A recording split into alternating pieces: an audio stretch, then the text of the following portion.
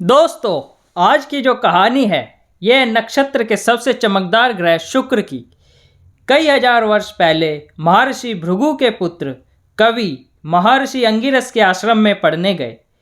कवि के साथ महर्षि अंगिरस का पुत्र जीव भी पढ़ाई करता था, किंतु कवि जीव से ज़्यादा बुद्धिमान था।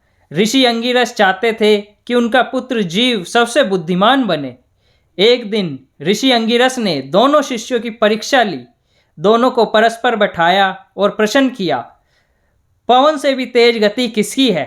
ऋषि पुत्र बता नहीं पाए। वह कवि ने तपाक से उत्तर दिया, मन की गति पवन से भी तेज होती है।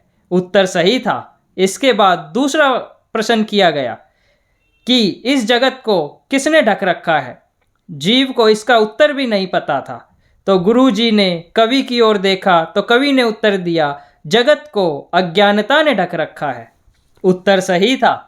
इसके बाद गुरु ने तीसरा प्रश्न पूछा, बताओ आलस्य क्या है? गुरुपुत्र इस बार भी प्रश्न का उत्तर नहीं दे पाया। वह कवि ने उत्तर दिया कि धर्म न करना ही आलस्य है। यह उत्तर भी बिल्कुल सही था। ऋषि अंगिरस को उस वक्त बहुत क्रोध आया, क्योंकि उनका पुत्र जीव कवि की तुलना में बुद्धिमान नहीं था। उन्होंने अपने पुत्र को अलग से पढ़ाना शुरू कर दिया।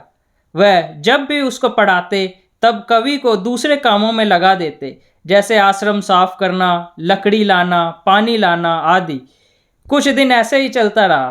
कवि ने एक दिन बड़ी विनम्रता से पूछ ही लिया, गुरुदेव मुझसे कोई अपराध हुआ है क्या? अब जब भी आप पढ़ाते हो मुझे वहाँ से दूर कर देते हो। कवि ने अपनी बात पूरी की ही थी। ऋषि अंगिरस आग बबूला होकर बोले, चुप कर मूर्ख, मुझ पर शंका करता है, निकल जा मेरे आश्रम से। गुरु की आज्ञा पाकर कवि जंगल में भटकते भटकते उस समय के महान ऋषि गौतम के आश्रम में पहुँचे। ऋषि गौतम ने कवि को सभी शिक्षा दी।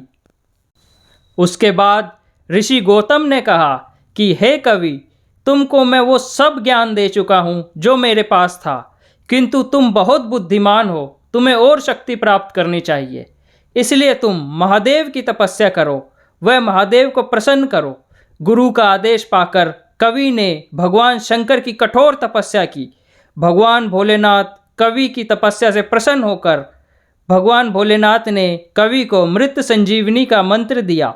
ये ऐसा मंत्र था जिससे मरे हुए व्यक्ति को जीवित किया जा सकता था। देखते देखते कुछ वर्षों बाद कवि दैत्यों के गुरु बन गए। जिस भी दैत्य की मृत्यु हो जाती, दैत्य गुरु मृत संजीवनी की मदद से उसे जिंदा कर देते। इस कारण दैत्यों का तीनों लोकों में आतंक फैल गया। उन्होंने स्वर्ग पर भी आक्रमण कर दिया। वह स्वर्ग को अपने कब्जे में ले लिया। मृत्यु का भय किसी को नहीं था। तो एक बार दैत्यों ने कैलाश पर भी आक्रमण कर दिया। तब भगवान शंकर ने सभी दैत्यों को मार दिया। वह कवि उन्हें जीवित ना कर दें, इसलिए भगवान शंकर ने कवि को निगल लिया। अब कवि मृत व्यक्ति को जीवित करने की विद्या तो जानता था, किंतु महादेव के पेट से बाहर कैसे आए ये विद्या उसको नहीं आती थी। तब कवि ने एक युक्ति सोची। उसने महादेव के पेट में ही तपस्या आरंभ कर दी। कई वर्षों तक ऐसे ही महादेव के पेट में कवि तपस्या करते रहे। तब महादेव ने प्रसन्न होकर कवि को पेट से बाहर निकाला। वह कहा कि तुम तो मेरे बहुत प्रिय भक्त हो, तुमने विकट परिस्थिति में भी मेरी तपस्या करना नहीं छोड़ी, इसलिए आज से तुम शुक्र ग्रह के नाम से जगत में शुक्राचार्य कहलाए जाओगे। उसी दिन से जगत में कवि शुक्र नाम से जगत में शुक्राचार्य कहलाए। तो दोस्तों, ये थी कहानी दैत्य गुरु शुक्राचार्य की। ये कहानी आपको कैसी लगी ये आप कमेंट कर ज़रूर बताएं। धन्यवाद।